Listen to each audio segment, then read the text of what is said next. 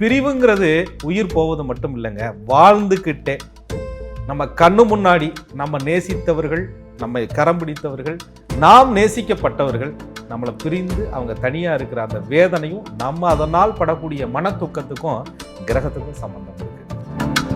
துலாம் ராசிக்காரர்கள் எப்படி பண்ணுவாங்க அப்படின்னு கேட்டால், உனக்கு பிளாக் லிஸ்ட்டும் கிடையாது, கட் பண்ணவும் கிடையாது, சைலண்ட் மோட்ல போட்டு நம்ம வாட்டில் நம்ம வேலையை பார்ப்போம் அப்படின்னு சொல்லிட்டு தனக்கு கொடுக்கப்பட்ட வேலையை அடுத்து என்ன வேலைன்ட்டு போயிட்டே இருப்பாங்களே தவிர, இந்த சண்டை போடுறது, தேவையில்லாமல் வாக்குவாதம் பண்ணுறது, அவங்கள்ட்ட போய் நியாயப்படுத்தி பேசணும்னு நினைக்கிறது அப்படின்ற ஒரு அமைப்பு துலாம் ராசிக்காரர்கள் பெரும்பான்மையாக சண்டையிட்டு ஒருவரை பிரிய வேண்டும் என்ற எண்ணம் கொள்வதில்லை.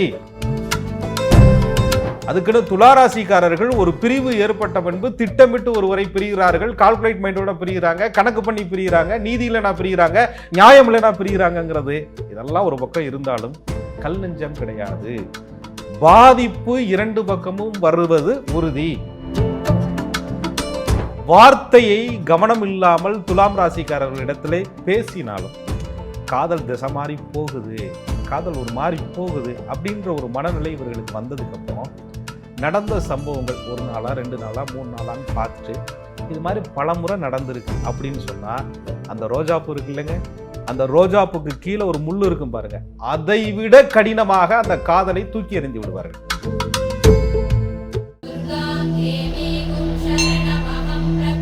வணக்கம் சார். வணக்கம். குரு வாழ்க, குருவே துணை.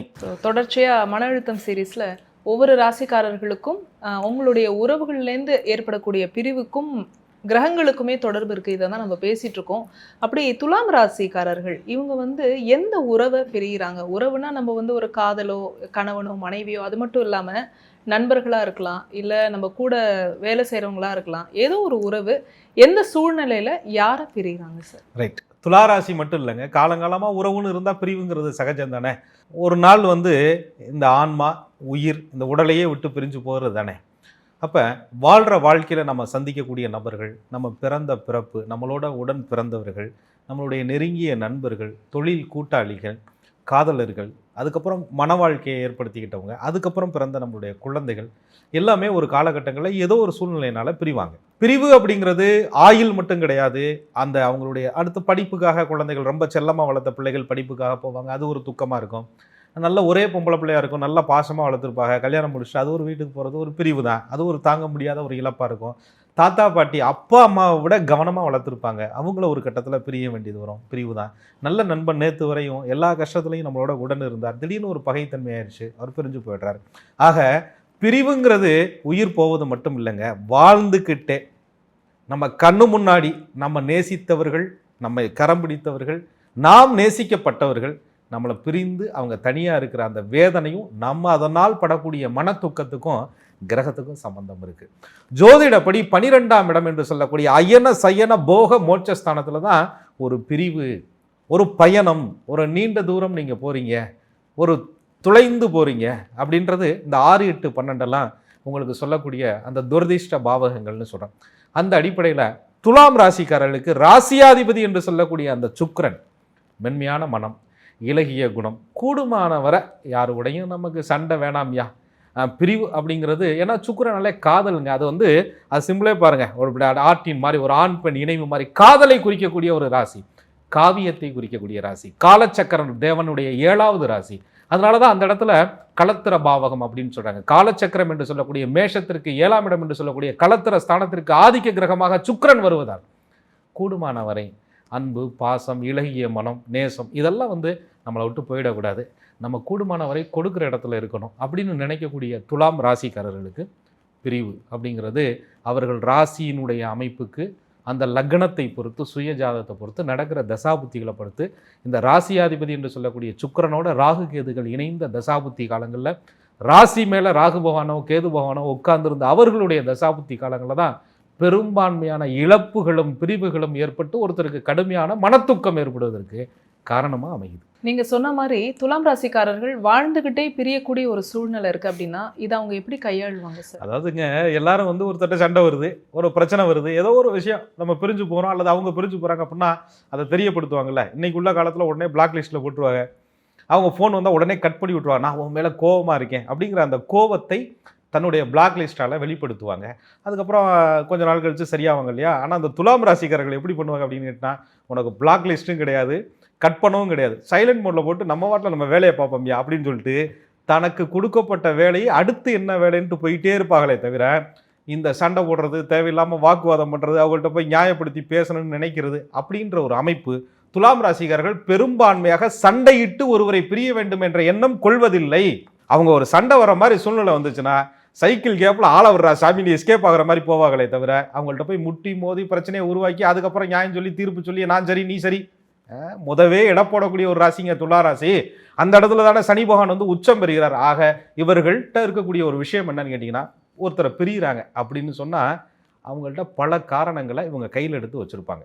அந்த காரண காரியத்திற்கு சரியான விடை கிடைக்கவில்லை என்றால், அந்த காரண காரியத்தில் நியாயம் இருக்கிறது என்றால், அந்த காரண காரியத்தில் உண்மை இருக்கிறது என்றால், துலாம் ராசிக்காரர்கள் அந்த உறவை நிச்சயமாக தன் வாழ்நாளில் பிரிவார்கள். துலாம் ராசிக்காரர்கள் எந்தெந்த காரணத்தினால பிரிகிறாங்க சார்? நியாயம் தர்மம் இல்லாத விஷயத்துக்கெல்லாம் பிரிவாங்களா? அதாவது துலா ராசிக்கு ஒரு பேர் இருக்கு. காலச்சக்கரத்தினுடைய அந்த நீதி தேவன் என்று சொல்லக்கூடிய சனி பகவான் வந்து தான் துலாத்துல உச்சம் பெறுகிறார். அதனால அது ஒரு நீதிமான் அப்படின்னு சொல்லுவாங்க. எல்லாத்துக்கும் நியாயம், நீதி, நேர்மை, தர்மம் எப்பொழுதுமே பார்க்கக்கூடிய ஒரு ராசி. ஆனால் துலா ராசிக்காரங்கள்ட்ட பாருங்களேன், எப்பயுமே நீங்கள் மட்டும்தான் நியாயமாக நடந்துக்கணும், நீங்கள் மட்டும்தான் தர்மமாக நடந்துக்கணும், நாங்கள்லாம் எப்படி வேணாலும் நடந்துக்கிறோம், நீங்கள் மட்டும்தான் வாழ்க்கை முழுவதும் அட்ஜஸ்ட் பண்ணியே போகணும், ஏன்னா நீங்கள் அட்ஜஸ்ட் பண்ணுறதுக்குனே பிறந்த ராசி, அதனால் நீங்கள் அட்ஜஸ்ட் பண்ணி மட்டுமே போயிட்டுருங்க, நாங்கள் எப்போ பார்த்தாலும் நாங்கள் வந்து செய்கிற தப்பை செஞ்சுக்கிட்டே இருக்கோம் அப்படின்னு சொல்லிட்டு நியாயம் இல்லாமல் தாம் பக்கம் மட்டுமே எல்லாம் சரியாக இருக்கிற மாதிரி ஒருத்தர் நடக்கக்கூடிய, ஒரு பக்கம் நியாயத்தை மட்டுமே வைத்துக்கொண்டு வாதாடுபவர்களை துலா ராசிக்காரர்கள் கண்டிப்பாக பிரிவாங்க. ஏன்னா அது தராசு ராசிங்க.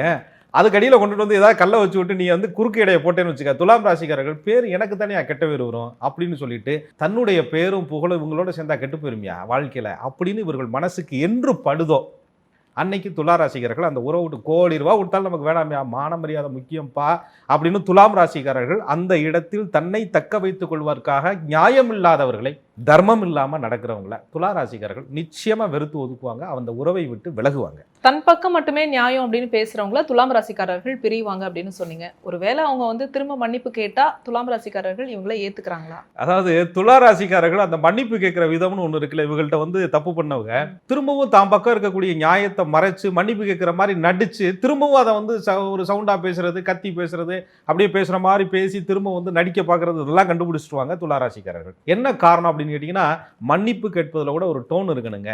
அப்பதான் துலாம் ராசிக்காரர்கள் அந்த உறவை வந்து திரும்ப வந்து புதுப்பிக்கலாமா வேணாமான்னு யோசனை கூட செய்வார்கள். அப்படி கத்தி பேசிக்கிட்டே இருந்தா துலா ராசிக்காரர்கள் இந்த மைக் செட்டோட எல்லாம் குடும்பம் நடத்த முடியாதியா, அந்த ஸ்பீக்கரை வச்சுட்டு எம்புட்டியா பாடுபடுறது அப்படின்ட்டு அழகா பூ போல சொல்லாமல அப்படியே வெளியேறிடுவாங்க துலா ராசிக்காரர்கள். பொதுவா பிரிவு அப்படின்னாலே வலியை தான் கொடுக்கும். துலாம் ராசிக்காரர்கள் இந்த மாதிரியான ஒரு பிரிவை சந்திக்கும் போது என்ன மாதிரியான மனநிலையில அவங்க இருப்பாங்க சார்? அதாவது பிரிவு அப்படின்றது மனவலியை கொடுக்கும் தான், இல்லைன்னு இல்லை. ஆனால் துலா ராசிக்காரர்கள் ஒரு முடிவை எப்படி எடுக்கிறாங்க பாருங்களேன். அந்த பிரிவு வந்து கோபத்தில் எடுக்கிற பிரிவு கிடையாது. ஏன்னா அது உங்களுக்கு துலாம் வந்து சுக்கிரனுடைய அம்சம் பெற்ற ஒரு ராசி. அதில் அந்த சுக்கிரனுக்குரிய எல்லா மென்மையான குணங்களும் இவங்கள்ட்ட எப்பயுமே அது வந்து ஒரு நிதானமான ஒரு முடிவுகள் எடுக்கக்கூடியவர்களாக தான் இருப்பாங்க. அவங்க பட்டுன்னு உணர்ச்சி வசப்பட்டோ கோபத்திலையோ ஒரு முடிவு எடுத்து ஒருத்தரை பிரியலைங்கிறதுக்கு முக்கியமான விஷயமே கால்குலேட் மைண்டு. துலாம் ராசிக்கு 9 கூடிய பாக்யாதிபதி புதனாக வர்றதுனால இவங்க வந்து ஒரு கணக்கு போட்டு பார்க்குறாங்க. நம்ம எவ்வளோ காலமையா வாழ்க்கை முழுசும் முன்பக்கமாகவே போயிட்டே இருக்குது, ஒன் சைடாக இது எப்படி வாழ்க்கை? அது வாழ்க்கைன்னு இருந்தால் நம்ம ஒரு எந்த விஷயம் செய்தாலும் அதில் எக்ஸ்ட்ராவும் வேணாம், கம்மியாகவும் வேணாம். ஏன்னா துலாம் வந்து ஒரு சமநிலை ராசி. துலாத்தில் வந்து சனிபான் உச்சம் பெறாரு. நீங்கள் மற்ற எல்லாத்துக்கும் பாருங்கள், ஒவ்வொரு அமைப்புகள் ஜீவராசிகளுடைய அமைப்பு இருந்தாலும் துலாத்தில் மட்டும் தராசு. அப்போ இந்த தராசுங்கிற அந்த நீதி தேவன், அப்போ எனக்கு எக்ஸ்ட்ரா வேணாம் கம்மியாக வேணாம், உள்ளதை கொடுத்தா போதும்ல, வாழ்க்கை முழுசும் நாங்கள் மட்டுமே கொடுத்துக்கிட்டே இருந்தா என்னையா வாழ்க்கை அது அப்படின்ற மனநிலையில்தான் துலா ராசிக்காரங்க ஒரு முடிவுக்கு வராங்களே தவிர ஏதோ அவங்க திட்டமிட்டு பிளான் பண்ணி உணர்ச்சி வசப்பட்டு அப்படி கிடையாது. எல்லாத்தையும் வாழ்க்கை முழுசும் நடந்த சம்பவங்களை தன் வாழ்க்கையோடு ஒப்பிட்டு பார்த்து தான் துலா ராசிக்காரர்கள் ஒரு முடிவுக்கு வர்றாங்க. அப்படி என்னத்தை தான் சார் கொடுக்குறாங்க துலாம் ராசிக்காரர்கள்? அதாவதுங்க துலா ராசிக்காரர்கள் நல்ல அன்பை கொடுக்குறாங்க, பாசத்தை கொடுக்குறாங்க, உண்மையான மதிப்பை கொடுக்குறாங்க, நல்ல ஒரு வாழ்க்கையில் வந்து பந்தம் இப்படி தாயா அப்படின்னு சொல்லக்கூடிய அந்த உணர்வுகளை தன்னிடம் இருந்து ஒருவருக்கு கொடுக்குறாங்க. ஆக அவங்க என்ன வாழ்க்கையில் வந்து பெரிய எனக்கு என்ன 10 ஏக்கர் பம்பு செட் வேணும்னா துலா ராசிக்காரர்கள் கேட்குறாங்க? கிடையவே கிடையாது. கொடுத்ததை அன்புல கொஞ்சமாவது கொடுக்கலாம்ல. ஒன் சைடாவே போயிட்டு இருந்தா எப்படியா வாழ்க்கை அப்படின்றதான் துலாத்தினுடைய முழு கேள்வியே. அந்த கேள்விதான் இவர்களை தூங்க விடுவதே கிடையாது. அதனால துலா ராசிக்காரர்கள் அந்த கால்குலேட் மைண்டோட சரி பரவாயில்ல, இதுக்கு மேலேயும் நம்ம கொடுத்துக்கிட்டே இருந்து வாழ்க்கை வீணாகுதோ இல்லையோ, இந்த மனத்தூக்கம் நமக்கு வேணாமே அப்படின்னு சொல்லிட்டு அந்த சூழலில் கூட துலாம் ராசிக்காரர்கள் அந்த பிரிவை ஏற்படுத்தும் போது கூட அந்த எதிரியாக இருப்பவர்களுக்கு எந்த மன அழுத்தத்தையும் கொடுக்காமல் சைலண்ட் மோட்ல போதும் பிரேக்கப் அப்படின்ற விஷயத்தை ரொம்ப சென்சிட்டிவாக கட் பண்ணாமல் கொஞ்சம் கொஞ்சமாக அப்படியே அப்படியே அப்படியே அப்படியே அப்படியே குறைத்து விடுவார்கள். குறைச்சிட்டு அதுக்கப்புறம் சில என்னதான் இருந்தாலும் ராசியாதிபதி சுக்கிரன் இவ்வளவு தான் சப்போர்ட் பண்ணாலும் இதை ஒரு 3 நட்சத்திரத்துக்குள்ளே தானே சந்திரன் அங்கே உட்கார்ந்துருப்பார். அங்கே ஒரு ரவுண்டு அப்படியே அடித்து ராகு கேதுகளோடு அவர் போய் கனெக்ட் ஆகும்போது ராகு கேது பார்ப்பாங்க, சரி இந்த கால்குலேட் மைண்டெல்லாம் எல்லாம் ஜர்த்தான், ஏன் கர்மாவை கொஞ்சம் செய்யணுமே அப்படின்ட்டு இந்த ராகு கேதுக்களுடைய ஆதிக்கத்துக்குள்ளே இவங்க மாட்டும்போது அந்த தசாபுத்தி வரும்போது இவங்க அந்த பிரிவை நினச்சி கல் நெஞ்சமாலாம் இருக்கிறது இல்லைங்க. அதுக்குன்னு துளாராசிக்காரர்கள் ஒரு பிரிவு ஏற்பட்ட பின்பு திட்டமிட்டு ஒருவரை பிரிகிறார்கள், கால்குலேட் மைண்டோட பிரிகிறாங்க, கணக்கு பண்ணி பிரிகிறாங்க, நீதி இல்லைனா பிரிகிறாங்க, நியாயம் இல்லைனா பிரிகிறாங்கிறது இதெல்லாம் ஒரு பக்கம் இருந்தாலும் கல் நெஞ்சம் கிடையாது. பாதிப்பு 2 பக்கமும் வருவது உறுதி. இந்த பாதிப்பு வர்றது மட்டும் இல்லாம பேரு கெட்ட பேராவது உறுதி. இந்த சூழ்நிலையில நம்மளால வாழவே முடியாது அப்படின்ற ஒரு நிர்பந்தம் ஏற்படும் பொழுது மட்டும்தான் பிரிவை பற்றியே துலாம் ராசிக்காரர்கள் யோசிக்கிறார்கள். துலாம் ராசினாலே சுக்கிரன்னு சொன்னீங்க, சுக்கிரன்னாலே காதல் தானே. காதல்ல ஒரு பிரிவு வருது அப்படின்னா துலாம் ராசிக்காரர்கள் எப்படி இதுல இருந்து வெளியில வராங்க? அதாவது துலாம் ராசி சுக்கிரன் ஆதிக்கமா இருந்தா கூட ஒரு மனம் அப்படின்ற ஒரு முடிவு காதல். துலா ராசிக்காரர்கள் காதலில் ரோஜாப்பூ மாதிரி நீங்கள் ரசிக்கலாம், அதை எடுத்து வச்சுக்கலாம், சுவாமிக்கு படைக்கலாம். அதை ரொம்ப போய் டச் பண்ணால் அதில் இருக்கிற முள்ளு மாதிரி.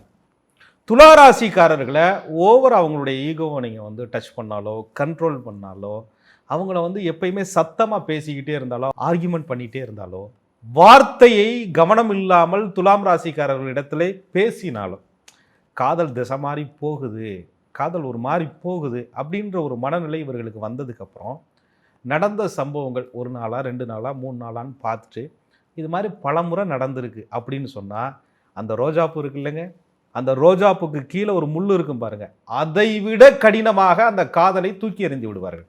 ஏன்னு சொன்னால் கண்ட்ரோல் பிடிக்காது துளாராசிக்கு, கட்டுப்பாடு பிடிக்கும், அடக்குமுறை பிடிக்காது. அப்போ துலாம் ராசிக்காரர்கள் ஒரு காதலை விட்டு வெளியில் வரும்போது அது கல்யாண வாழ்க்கையாகவே இருந்தாலும் கூட அந்த ஒரு பிரச்சனையை தொடர்ச்சியாக ஒரே ஸ்கேல் ஒரே மாதிரியே நடந்துக்கிட்டே இருக்குது.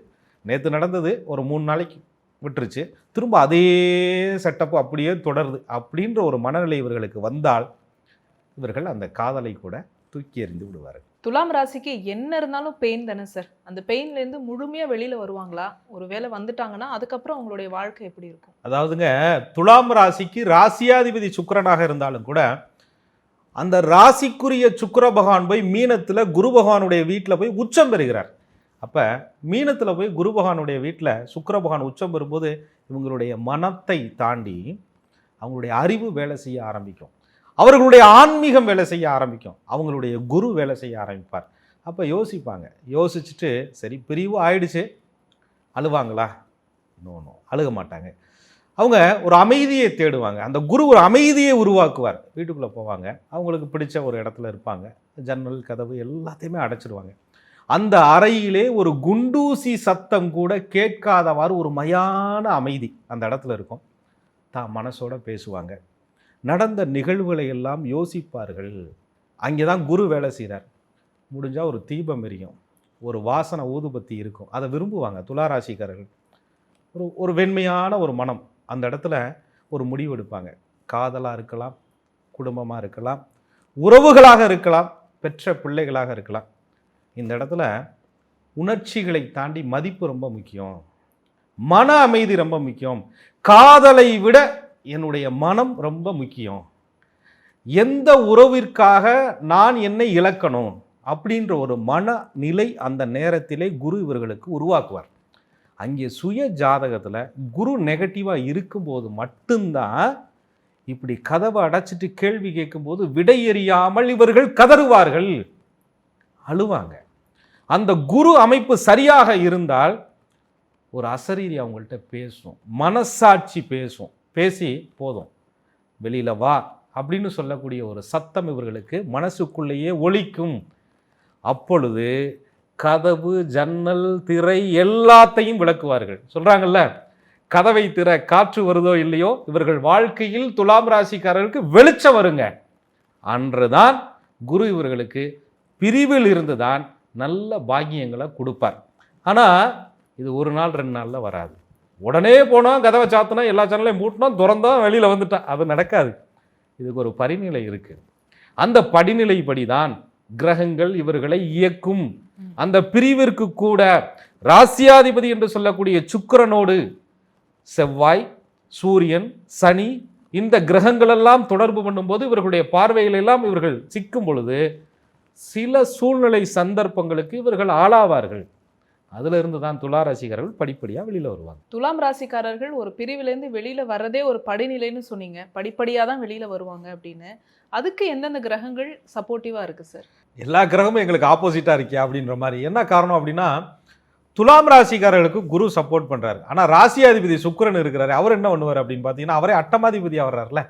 ராசிக்கு ரிஷபத்திற்கு துலாத்துக்கு 8ஆம் இடமா வந்துடும் இல்லையா, அங்கேயும் சுக்கிரன் தானே ஆதிக்க கிரகமா வர்றாரு. அப்படிங்கும்போது இந்த பழைய ஃபோட்டோஸ், பழைய மெமரிஸ், பழைய வாழ்ந்த வாழ்க்கை, உடுத்தின உடை கூட இவர்களுடைய நினைவில் காயப்படுத்திக்கிட்டே இருக்கு. அசரீரியா ஒருத்தர் நடந்து போனால் கூட அவங்கள மாதிரியே இருக்கே, அப்படி இந்த வண்டியில் போனோமே, இந்த இடத்துல நின்று பேசணுமே, இந்த ஹோட்டலில் சந்திச்சோமே, இந்த இடத்துல குழந்தையும் நம்மளும் ஒன்றா இருந்தோமே, இந்த இடத்துல கணவனும் நம்மளும் பேசிகிட்டு இருந்தோமே அப்படின்னு சொல்லிட்டு அந்த சுக்கிரன், அந்த மெமரிஸ் இருக்கு இல்லையா, அதெல்லாம் சுக்கிரன் கொடுக்குறாரா இல்லையா, கூகுள் சீட் கொடுத்துற மாதிரி இவர்களுக்கு அந்த சுக்கிர பகவான் திரும்ப திரும்ப திரும்ப திரும்ப இவர்களை நினைவுபடுத்தி கொண்டே இருப்பார். அப்போ சுக்கிர பகவான் எப்படின்னா, இந்த ராகு, கேது, சனி இந்த கிரகங்களோட சம்பந்தப்படும் பொழுது அந்த சுக்கிரனுடைய நினைவுகளுக்குள்ள இவங்க சிக்கிக்கிட்டு, அந்த நேரம் புத்தியும் ராகு புத்தியா, கேது புத்தியா, சனி புத்தியா இருந்துச்சுன்னு சொன்னா அந்த புத்தி இருக்கும் காலம் வரை அந்த நினைவில் இருந்து வெளியில வர முடியாமல் தடுமாறுவார்கள். அந்த நேரத்துல இறை வழிபாடு அப்படின்ற அந்த அமைப்பு இவங்க ஜாதகத்துல சுக்கிரனுக்கும் ராகுக்கும் சரியான பிரீத்திய வழிபாடுகளை செய்யும் பொழுது இவங்க கடுமையான மன அழுத்தத்திலிருந்து வெளியில வரலாம். துலாம் ராசிக்காரர்கள் இந்த பிரிவுலேருந்து படிப்படியா வெளியில வருவாங்க. இவ்வளோலாம் கஷ்டப்பட்டு அந்த பிரிவுலேருந்து வெளியில வரத்துக்கு மனம் விட்டு பேசி திரும்ப அவங்களோட சேரலாம்ல சார்? அது படிப்படியா வெளியில வர்றது அப்படின்றத தாண்டி நீங்க சொல்ற மாதிரி பேசிடலாம். ஒவ்வொரு நாளா கதவு ஜன்னலெல்லாம் அடைச்சிக்கிட்டு அழுதுகிட்டு இருக்கிறதுக்கு நான் எதுக்கு இதை சொல்றேன், நகைச்சுவாய் சொல்றேன்னா, சரி பிரிவுக்கு கிரகங்கள் தானே காரணம், மனம் விட்டு பேசிட்டா அந்த பிரச்சனை சரியாயிருமா? மீண்டும் பிரிந்தவர்கள் தன்னோட இணைய மாட்டார்களா? அல்லது நம்ம பேசுறதுக்கு ஒரு வாய்ப்பை இந்த பிரபஞ்சம், இயற்கை உருவாக்கி கொடுக்காதா அப்படின்ற ஏக்கம் எல்லாருக்கும் இருக்கிறதா. ஆனால் துளாராசிக்காரர்கள் யோசிப்பாங்க. என்ன யோசிப்பாங்கன்னா, இது ஏற்கனவே நம்ம நிறைய கணக்கு போட்டு பார்த்து தானே வெளியில் வந்தோம், எவ்வளவுதான் இதில் திரும்ப போய் அது பேசி எப்படி சரி ஆகாதே. துலாம் ராசிக்குரிய கிரகம் சுக்கிரன் என்பதால் இவர்கள் பிரிவு ஏற்பட்ட வாழ்க்கை, இவர்களது உடைந்த வாழ்க்கை என்பது உடைக்கப்பட்ட கண்ணாடி போன்று. ஒட்ட முடியல, ஒட்டாது, அந்த காயத்திற்கு மருந்து கிடையாது. அப்போ இவங்க யோசிக்கிறாங்க, என்ன யோசிக்கிறாங்க, போதும் கொஞ்சம் கொஞ்சமாக வெளியில் வர்றதுக்கு ட்ரை பண்ணுவோம், அந்த பெயின் வலி கொஞ்ச நாள் இருக்கட்டும், நம்ம அடுத்த வேலைக்கு நம்ம நகர்ந்து விட்டால், இந்த இடத்த விட்டே போயிட்டா, இந்த ஊரை விட்டே போயிட்டா, இந்த எள்கையிலேயே இல்லாமல் போயிட்டா, இவர்களுடைய நினைப்பு வராத, இவர்களுடைய பேச்சு கேட்காத இடத்திற்கு, கண்காணாத இடத்திற்கு போய்விட்டால் நம்ம மறந்துடுவோம் அப்படின்னு சொல்லி தான் இவர்கள் பிரிவை ஏற்றுக்கொள்வார்களே தவிர, ஏன்னா ஏற்கனவே தான் இங்கே அட்ஜஸ்ட் பண்ணி பார்த்தாச்சே, ஏற்கனவே தான் பேசி பார்த்தாச்சே, ஏற்கனவே தான் கொடுத்து பார்த்தாச்சே, அதுக்கப்புறம் எடுத்த முடிவு தானே. நான் தான் முதவே சொன்னேன், கோபத்தில் எடுத்த முடிவு இல்லை, அதனால இதில் காம்ப்ரமைஸ் பண்ணிக்கிறதுக்கு வாய்ப்பும் இல்லை. துலாம் ராசிக்காரர்கள் இந்த பிரிவுக்கு அப்புறம் உடைந்த கண்ணாடி மாதிரி அப்படின்னு சொன்னீங்க. அடுத்த ரொட்டீன் லைஃப்க்கு இவங்க எப்பதான் சார் வருவாங்க? அதாவது பிரிவுக்கு அப்புறம் கூட இல்லைங்க, பிரிவே உடைந்த கண்ணாடி தானே. ரொட்டீன் லைஃபுக்கு வரணும், யாராக இருந்தாலும் நிச்சயமாக வரணும், அதற்கு கிரகங்கள் துணை புரியணும்.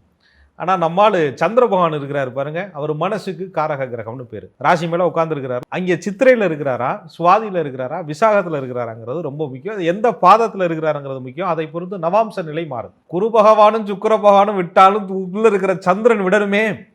அப்போ என்ன பண்ணுவாங்க, அது துளாராசிக்காரங்கள் க்ளீன், அது சுக்கிரன் இல்லையா, அந்த டிவியை 10 தடவை துடைக்கிறது, தொடச்ச ஜன்னலையே துடைப்பது, துடைத்த கதவையே துடைப்பது, கூட்டிய வீட்டையே பெருக்குவது. ஆண்களாக இருந்தால் வண்டியை துடைச்சிக்கிட்டே பேசிக்கிட்டு இருக்கிறது, வண்டி ஓட்டிக்கிட்டே பேசிக்கிட்டு இருக்கிறது, பாட்டு கேட்டுக்கிட்டே பேசிக்கிட்டு இருக்கிறது. ஒரு பொருளை துடைத்து கொண்டு சுத்தப்படுத்தி கொண்டு அதை தூய்மைப்படுத்தி கொண்டு தொடச்சேன் துணி கிளியும் வரை துடைத்தேன் அப்படின்ற நிலையில இவர்கள் வாழ்க்கையில வந்து தன்னை ஆசுவாசப்படுத்துவதற்கு, தன்மேல் இருக்கக்கூடிய கோபத்தை காட்டிக்கொள்வதற்கு, பிறர் மேல் இருக்கக்கூடிய கோபத்தை காட்டிக்கொள்வதற்கு, பிறர் மேல் ஏற்பட்ட அந்த பிரிவை தாங்கிக் கொள்வதற்கு, பிறரை பிரிவதற்கு கோபத்தையோ வார்த்தையையோ ஆயுதமாக துலாம் ராசிக்காரர்கள் பயன்படுத்துவதே கிடையாது. சுத்தப்படுத்துறது, கிளீன் பண்ணுறது, தனக்கு தெரிந்த வேலைகளை செய்து கொண்டே இருப்பது, எழுதுனா எழுதிக்கிட்டே இருப்பது, பேசுனா பேசிக்கிட்டே இருப்பது, டிவி பார்த்துக்கிட்டே இருப்பது, அப்படி ரொட்டீன் லைஃபுக்குள்ள தனக்கு தெரிந்த விஷயங்களை, கடமைகளை திரும்ப திரும்ப செஞ்சு துலாம் ராசிக்காரர்கள் துக்கத்தில் இருந்து வெளியில் ஒரு நாள் முடிவெடுத்து நிச்சயமாக வருவார்கள். ஏன்னு சொன்னால் இந்த துலாம் ராசி அப்படின்னு சொல்லக்கூடிய ஒரு ராசி காற்று தத்துவ ராசி, பஞ்சபூதத்திலே பலமான ஒரு ராசி, காலதேவதனுடைய 7வது வீடு என்று சொல்லக்கூடிய ஒரு இணைவு ராசி. துலாம் ராசிக்காரர்களை ஒருவர் பிரிந்தால் இவர்கள் ஏற்றுக்கொள்ளவில்லை என்றாலும் கூட இவர்களோடு இன்னொரு உறவை ஏற்படுத்த இறைவன் தயாராக காத்திருப்பார். அந்த உறவுதான் துலாம் ராசிக்காரருடைய வாழ்க்கையை 2வது பாகத்தை அற்புதமாக மாற்றக்கூடிய ஒரு உறவு. துலாம் ராசிக்காரர்களுக்கு இந்த பிரிவு அப்படிங்கிறது உடைந்த கண்ணாடி மாதிரி. ஆனா வாழ்க்கை இப்படியே போயிட போறது இல்ல. நீங்க சொன்ன மாதிரி இவங்க எதிர்பார்த்ததை விட இன்னும் நல்ல ஒரு உறவு வந்து இறைவன் ஏற்படுத்தி கொடுப்பார் அப்படின்னு சொல்லியிருந்தீங்க. இது இவங்க வாழ்க்கையில எப்போ எப்படி சார் நடக்கும்? அதாவதுங்க, பிரிவு அது துக்கம், இது ஒரு தசாபுத்தி காலங்களில் நடக்கும். இணைவு அது சந்தோஷம், அது ஒரு தசாபுத்தி காலங்களில் நடக்கும். துளாராசி விரும்புறது என்ன? ரொம்ப சிம்பிள்ங்க, கிவ் அண்ட் டேக். நீ எனக்கு ரொம்பவும் கொடுக்க வேண்டாம், கொடுத்தது போதும்.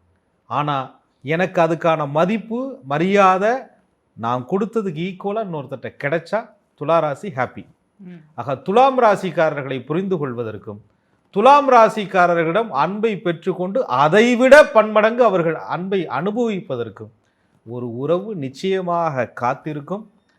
அடுத்த பாட்டில் அடுத்த தசாபுத்திகளோடு இணைத்து அப்படி துலாம் ராசிக்காரர்களோடு மீண்டும் எந்த உறவு வந்து சேருங்கிறத நாம தெளிவாக பார்த்துடலாம். என்ன நேர்களே, துலாம் ராசியில பிறந்த நீங்க உங்களுடைய வாழ்க்கையில எந்த காலகட்டத்துல எந்த உறவை பிரிவீங்க அப்படிங்கிறதையும் அதுலேருந்து எப்படி வெளியில வருவீங்க அப்படிங்கிறதையும் இந்த வீடியோவில் நீங்க முழுமையா தெரிஞ்சுட்டு இருந்திருப்பீங்க. உங்களுடைய எதிர்பார்ப்பு, உங்களுடைய வாழ்க்கை அடுத்த கட்ட நகர்வு, நம்ம இந்த வீடியோவில் பேசின மாதிரி இறைவன் உங்களுக்கான உறவு வந்து ஏற்படுத்தி கொடுக்கும் அந்த காலகட்டம் எப்போ அப்படிங்கிறத பார்ட் 3ல விரைவிலேயே நம்ம பேச போகிறோம். தொடர்ச்சியாக இந்த வீடியோஸ் எல்லாமே உங்களுடைய யூடியூப் நோட்டிஃபிகேஷனில் வரணும் அப்படின்னா நீங்கள் செய்ய வேண்டியது ஆஸ்ட்ராலஜர் கோகுலக்கண்ணன் யூடியூப் சேனலில் உடனடியாக சப்ஸ்கிரைப் பண்ணிக்கோங்க. பக்கத்தில் இருக்கக்கூடிய பெல் ஐக்கானை மறக்காமல் கிளிக் பண்ணிக்கோங்க. அப்போ தான் நோட்டிஃபிகேஷன்ஸ் உங்களுக்கு ஆட்டோமேட்டிக்காக வரும். இந்த வீடியோவை பார்த்ததற்கு மிக்க நன்றி.